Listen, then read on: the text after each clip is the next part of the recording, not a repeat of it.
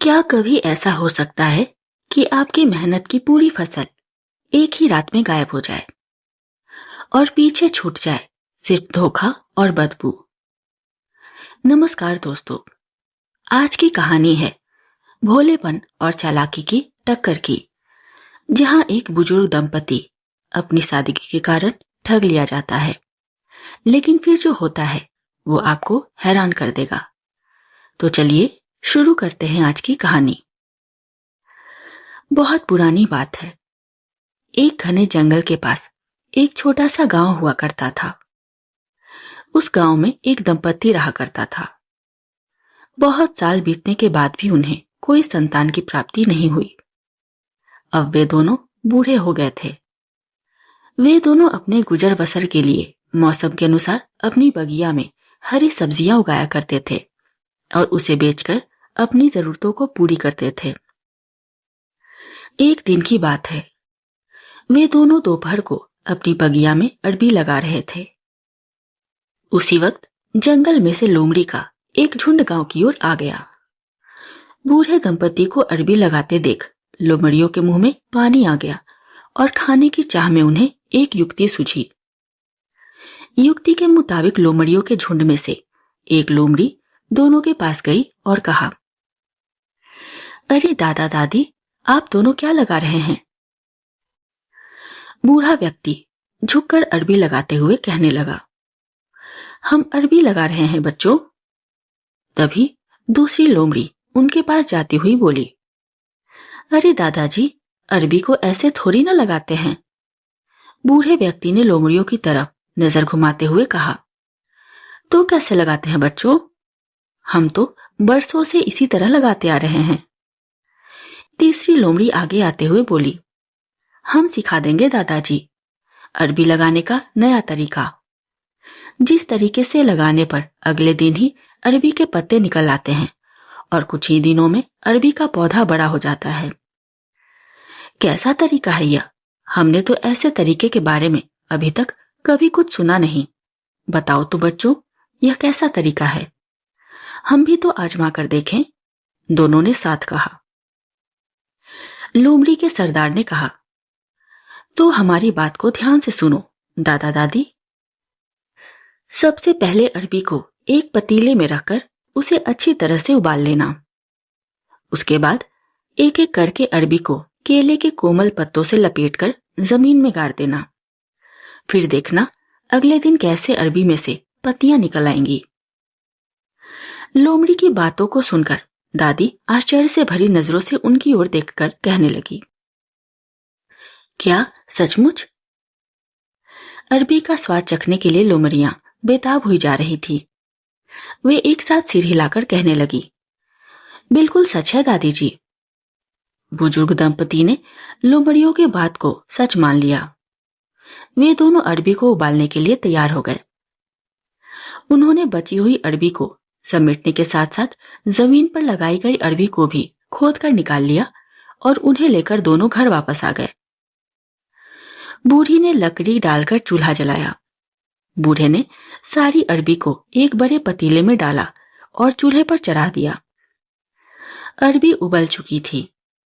दोनों ने लोमड़ियों के कहे अनुसार एक एक अरबी को केले के कोमल पत्ते से लपेटा और ले जाकर खेत की मिट्टी में लगा दिया। उधर झाड़ियों में छिपकर लोमड़ियां इस नजारे का लुत्फ उठा रही थी और रात होने का इंतजार कर रही थी। रात हो गई। दिन भर अरबी लगाते लगाते दादा दादी काफी थक गए थे, इसलिए जल्द ही खा पीकर सो गए। इधर लोमड़ियां दबे पांव आईं। उनके द्वारा लगाई सारी अरबी को जमीन से निकाला और पल भर में चट कर गईं। केले के पत्तों पर टट्टी करके जमीन पर दबा दिया और वहां से 9-2-11 हो गई। सवेरा हो चुका था। दादा दादी को अरबी की फसल देखने की उत्सुकता हो रही थी, इसलिए बगैर मुंह धोए ही दोनों बगिया की ओर चल दिए। लेकिन यह क्या, उन्हें अरबी का एक भी पत्ता निकला हुआ नहीं दिखा। वे दोनों कुछ सोचने लगे। फिर बूढ़े ने जमीन पर लगाई अरबी को निकालकर देखना चाहा। जैसे ही उसने जमीन में से निकालकर केले के पत्तों को खोला, उनकी उंगलियां लोमड़ी के शौच से सन गई। पत्तों से लोमड़ी की शौच की तेज बदबू आने लगी। उधर दादी का भी हाल कुछ ऐसा ही था। इस घटना से दोनों को बहुत ही गुस्सा आया और दोनों ने लोमड़ियों से बदला लेने की ठान ली। बूढ़े ने एक योजना बनाई और बूढ़ी ने उनका साथ दिया। कुछ दिनों के बाद योजना के मुताबिक घर के बरामदे में बैठकर बूढ़ी अपने सर पर हाथ रखकर जोर जोर से रोने लगी ताकि उसकी आवाज जंगल में लोमड़ियों तक पहुंच जाए। बूढ़ा रसोई घर के अंदर एक लंबी और मोटी बांस की लाठी लेकर छिप गया। बूढ़ी जोर जोर से रोती हुई बिलख रही थी। बूढ़ा मर गया सो मर गया, घर का चावल बढ़ गया। बूढ़ा मर गया सो मर गया, घर का राशन बढ़ गया। उधर लोमड़ियों को बूढ़े के मरने की खबर मिल गई। लोमड़ियों को लगा बूढ़े बूढ़ी की तो कोई संतान नहीं है, तो उन्हें दफनाएगा कौन।